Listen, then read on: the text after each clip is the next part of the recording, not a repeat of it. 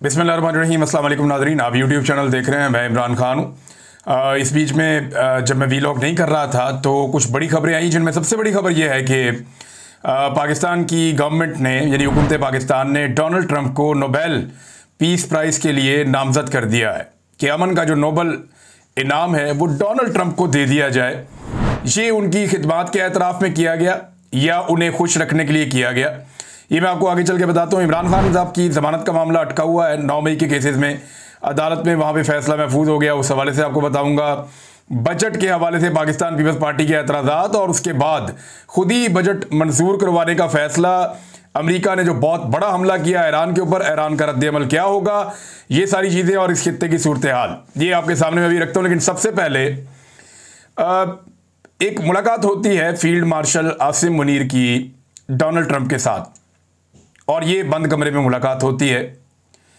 इस मुलाकात के बाद अचानक से पाकिस्तान की हुकूमत डोनाल्ड ट्रंप को दिलवाना चाहती है अमन का नोबेल प्राइज़।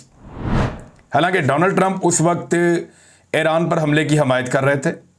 हालांकि डोनाल्ड ट्रंप उस वक्त इसराइल की जानिब से गजा में जो अटैक किया जा रहा है उसकी भी हमायत कर रहे थे।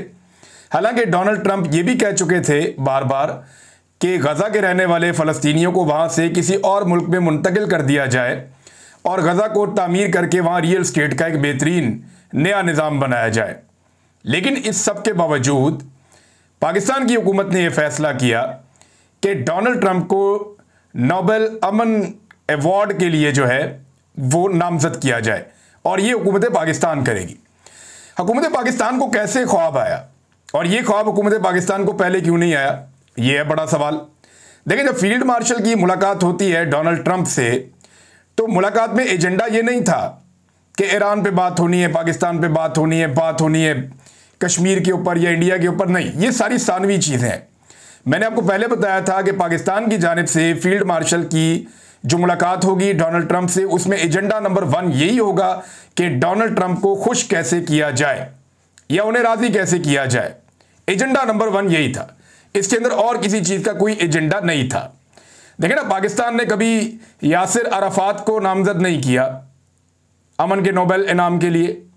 पाकिस्तान ने कभी नेल्सन मंडेला को नामज़द नहीं किया अमन के नोबेल इनाम के लिए। हमारी कितनी मदद की चाइना ने। हमने शी जिनपिंग को कभी नामज़द नहीं किया अमन के नोबेल प्राइज़ के लिए। हमने कभी नहीं किया चीन को भी नामज़द। हमने अमेरिकी सदर को क्यों नामज़द किया? मोहम्मद बिन सलमान को हमने नामज़द नहीं किया, जिन्होंने हमें बहुत दफ़ा मुफ्त तेल भी दिया, पैसा भी दिया। हमारे कौमी ख़जाने में उनका पैसा पड़ा रहता है, उनके बगैर हम चल नहीं सकते। हमने यूएई की हुकूमत या उनके सरबराह को भी नामज़द नहीं किया। तो दुनिया में बेशुमार ऐसे लोग हैं जिनके बड़े बड़े कारनामे हैं जिन्हें हमने नामज़द नहीं किया। बेशुमार ऐसे लोग हैं जिनके बहुत बड़े बड़े एहसानात हैं पाकिस्तान पर, लेकिन हमने उन्हें नामज़द नहीं किया। लेकिन पाकिस्तानी सरकार ने फील्ड मार्शल की डोनाल्ड ट्रंप से मुलाकात के फ़ौरन बाद डोनाल्ड ट्रंप को खुश रखने के लिए तोहफ़तन उन्हें अमन का नोबेल इनाम देने के लिए नामज़द कर दिया। ये एक बड़ा अजीबोगरीब मजाक है। क्या सियासी दिमाग ऐसा कर सकते हैं? तो मैं आपको क्लियरली ये बताऊं कि सियासी दिमाग ऐसा भोंडा और गलत फैसला नहीं कर सकते। ये फैसला करवाया गया है और ये फैसला फील्ड मार्शल के हुक्म के बाद हुआ है। यानी उन्होंने तो ब्रीफिंग नहीं दी हुई थी। या तो आपने ब्रीफिंग ली हुई होती ना, मौजूदा हुकूमत ब्रीफिंग ले चुकी होती। आज जो खबर जारी की गई है उस खबर के मुताबिक कौमी सलामती कमेटी का इजलास हुआ। मेन खबर तो ये है कि जनाब अमेरिका का जो हमला है उसके बाद पाकिस्तान ने एक मजम्मत जारी की है, लेकिन इसमें अमेरिका की मजम्मत नहीं की, ना डोनाल्ड ट्रंप की है, बल्कि हमले की मजम्मत की है। और ये कहा है कि जौहरी तनसीबात पर हमला आलमी कवानीन अक़वाम मुत्तहिदा के चार्टर के मुनाफी है। लेकिन इस खबर के अगर आप नीचे जाए ना एंड में, तो वहाँ पे एक बड़ी ज़बरदस्त चीज़ लिखी हुई है। इसमें यह बताया गया है कि ये जो कौमी सलामती कमेटी का एक इजलास हुआ है, इसके जो मकसद था वो ये था कि आर्मी चीफ ने यहाँ पे एक ब्रीफिंग भी देनी थी और बताना था कि क्या बातचीत हुई है डोनाल्ड ट्रंप के साथ उनकी, और ये मामला भी यहाँ पे रखे जाने थे। तो अब यहाँ से आप अंदाज़ा कर लें कि आज इन्हें पता चल रहा है कि डोनाल्ड ट्रंप के साथ फील्ड मार्शल की क्या बातचीत हुई, लेकिन अमन का नोबेल प्राइज़ देने का जो नामज़द करने का ऐलान है वो पहले इन्होंने कर दिया। कैसी अजीब चीज़ है। तो वो पहले इन्होंने इसलिए किया कि इन्हें हुक्म आ गया था और हुक्म कहां से आता है? जिनके ये गुलाम हैं, जो इन्हें इक़्तिदार में लेकर आए हैं। तो ये मिलिट्री एस्टेब्लिशमेंट के ऑर्डर के ऊपर मौजूदा हुकूमत ने फौरी तौर पे अपने जूते पॉलिश करने की रवायत को बरकरार रखते हुए फौरन इसके ऊपर अमल दरामद किया और डोनाल्ड ट्रंप को नामजद कर दिया। अच्छा, डोनाल्ड ट्रंप की नामजदगी के बाद मैंने एक बात अर्ज की थी, मैंने ट्विटर के ऊपर ट्वीट भी किया था। मैंने ये कहा था कि आज के बाद ये हुकूमत अपनी गलतियों के अलावा डोनाल्ड ट्रंप की गलतियों की सजा भी भुगतेगी।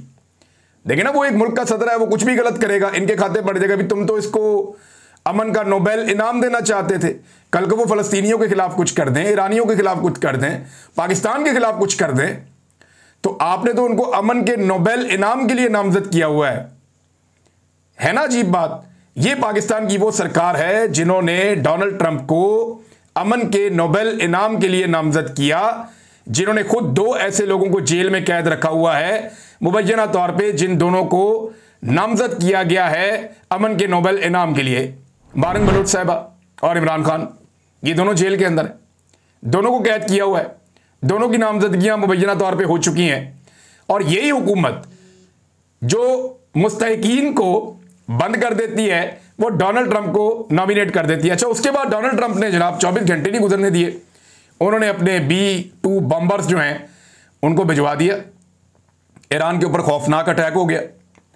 उनकी जो एटमी तनसीबात हैं वो उसे कहते हैं जी हमारे एनर्जी पैदा करने के सोर्सेज हैं। अमेरिका कहता है नहीं जी, यहाँ पे ये यूरेनियम को इतना तगड़ा कर देंगे कि ये एटमी कुव्वत बन जाएंगे बहुत जल्द। ईरान कहता है जी हम एटमी कुव्वत बनने नहीं जा रहे। अब वहां पे अमेरिका ने खौफनाक बमबारी की है। उस बमबारी के असरात क्या हो सकते हैं, ये बड़ा खौफनाक है।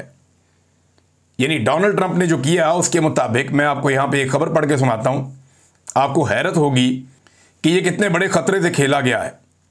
ये जनाब आलमी जौहरी तवानाई एजेंसी के डायरेक्टर हैं राफेल ग्रोसी, उन्होंने खबरदार किया है कि जौहरी तनसीबात पर मुसल्लह हमले कभी नहीं होने चाहिए, क्योंकि ऐसे हमलों के नतीजे में ताबकारी फैल सकती है जो सिर्फ हदफ बनाए गए मुल्क तक महदूद नहीं रहती, बल्कि सरहदों से बाहर भी असरअंदाज हो सकती है।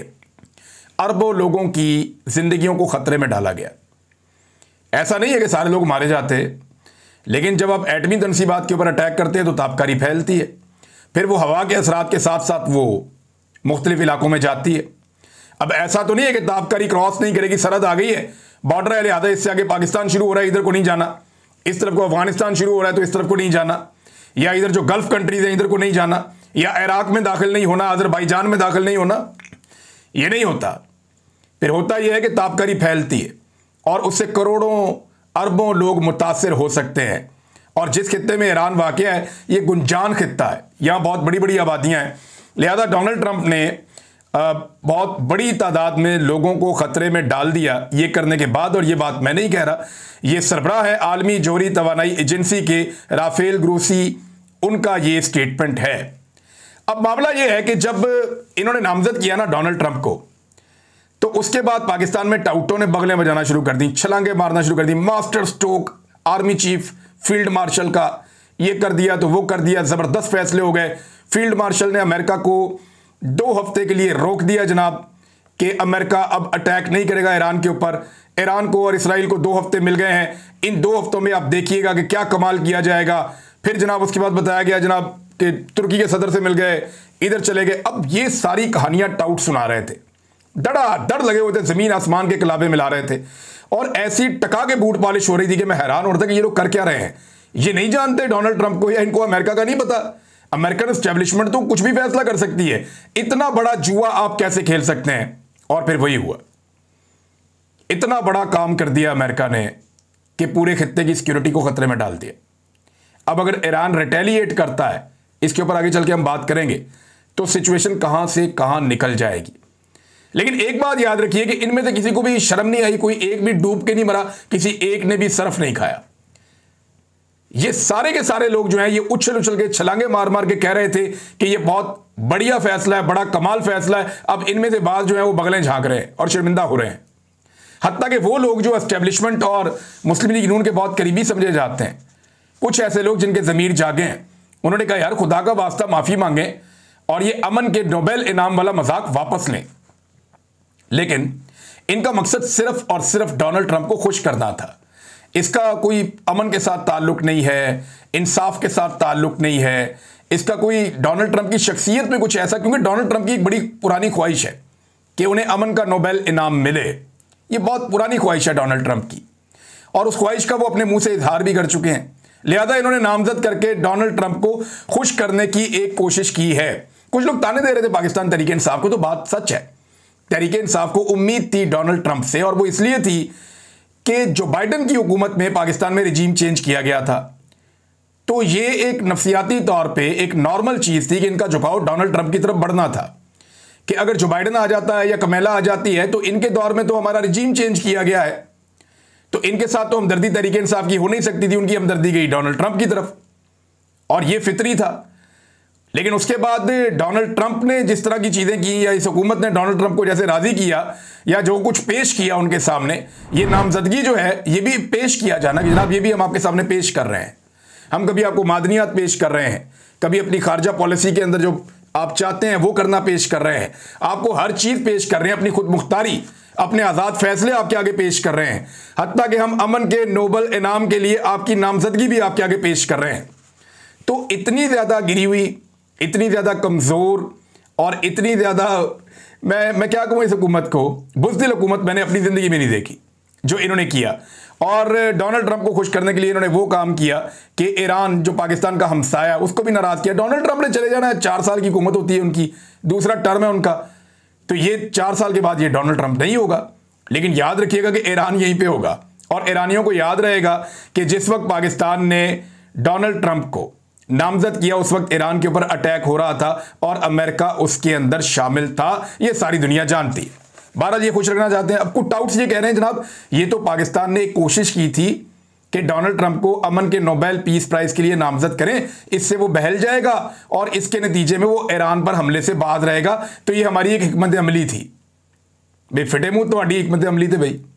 अगर यही हिकमत अमली है कि अमन के नोबेल इनाम दे देकर आपने जंगें बंद करनी है, तो आप जाके एक अपने चहीते नेतन्याहू साहब को भी दे दें, एक जाकर मोदी साहब को भी दे दें, एक जाकर यूक्रेन और रशिया की जंगबंदी करवाने के लिए आप पुतिन को भी दे दें और ज़ेलेंस्की को भी दे दें। जहां जहां पे दुनिया में जंग हो, जो जंग करने वाला लीडर हो, उसको जाके आप हिटलर को भी एक दिलवा दें जिसने दुनिया में जंग छेड़ी थी, कि जनाब इसको भी दे दो। अमेरिकन सदर को पुराने को कब्र से निकाल के उसको भी दिलवा दें जिसने हिरोशिमा और नागासाकी के ऊपर बम्बारमेंट या एटम बम के हमले का ऑर्डर दिया था। ऐसे नहीं होता, ऐसे थोड़ी जंगें रुकती हैं, ऐसे सिर्फ और सिर्फ खुशनुदी हासिल की जाती है जो इन्होंने करने की कोशिश की है। अब नादरीन आ जाएं इस बात के ऊपर कि ईरान अब क्या करेगा। देखिए पाकिस्तान ने एक तो मजम्मत कर दी है, पाकिस्तान ये कह रहा है जनाब ये जो अटैक हुआ है ना ये गलत हुआ है और ये ख़तरनाक है और ये कवानीन की खिलाफ वर्जी है जो आलमी कवानीन है, ऐसा नहीं होना चाहिए था। क्लियरली पाकिस्तान ने इस बारे में कौमी सलामती कमेटी के इजलास में ये कहा है, लेकिन वहाँ पे डोनाल्ड ट्रंप का नाम नहीं लिया गया और ना ही वहाँ पे नाम लिया गया है अमेरिका का। यानी ये कहा गया कि हम दोनों फ्री कैंड से राब्ते में हैं, तो अमेरिका और ईरान ऐसे करके बात की गई है। अमेरिका की प्रॉपर मजम्मत जो करने का तरीका है वैसे मजम्मत नहीं की गई है, क्योंकि अमेरिका की खुशनुदी हासिल करना इस हुकूमत की मजबूरी है।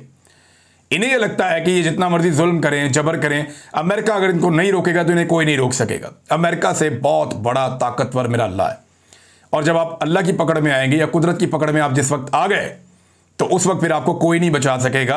ये अवाम आपकी वो हालत करेगी, वो दुर्गत बनाएगी आप लोगों की कि आपकी नस्लें याद रखेंगी कि आपने पाकिस्तानियों के साथ कितना जुल्म किया और कितना लंबा अरसा जुल्म किया है।